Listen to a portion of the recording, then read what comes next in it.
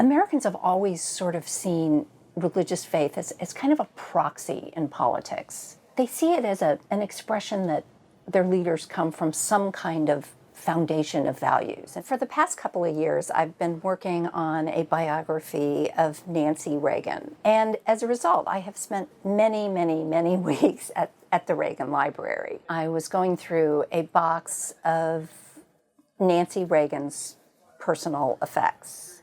And then I came across this truly extraordinary letter that President Reagan himself had written. And it was a letter to his father-in-law, Loyal Davis, who was a pioneering neurosurgeon and who also, in August of 1982, was on his deathbed. Loyal Davis was, for all intents and purposes, an atheist. In this letter, his son-in-law, Ronald Reagan, Ronnie, as he called himself in the letter, is trying desperately to convince his father-in-law to accept God before he dies.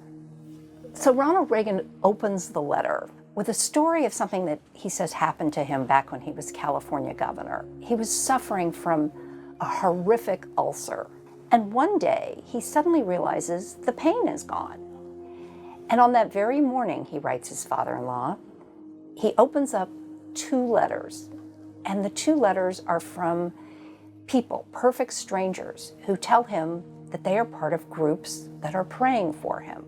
And sure enough, the next time he goes to see his doctor, he says, there's no sign that he ever had an ulcer.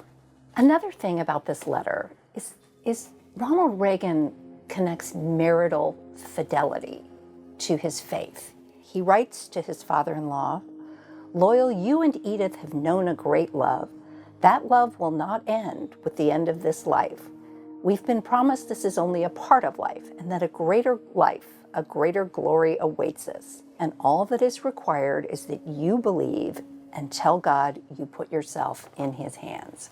Ronald Reagan in particular is an interesting study because he marshaled a force of fundamentalist Christians who rejected Jimmy Carter, a born-again Christian, in favor of a divorced man who had come from Hollywood.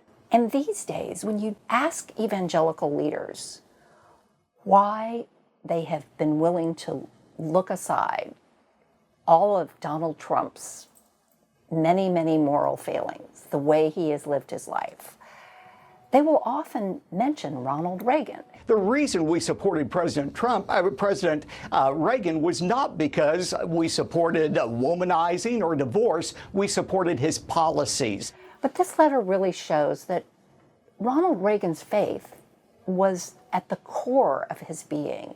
So did this letter have any effect on Loyal Davis? In 1988, very close to the end of the Reagan presidency, Nancy Reagan mentioned the letter in a speech that she had given to a religious youth group. 2 days before he died, he asked to see the hospital chaplain. "I don't know what the chaplain did or what he said, but whatever it was the right thing, and it gave my father comfort. When he died the next day, he was at peace, finally, and I was so happy for him. My prayers were answered." What Ronald Reagan's own words, in his own hand, in the most private and intimate communication show, is that faith for him really was a starting point. It was not just some sort of political gambit. In nearly all our lives, there are moments when our prayers and the prayers of our friends and loved ones help to see us through and keep us on the right path.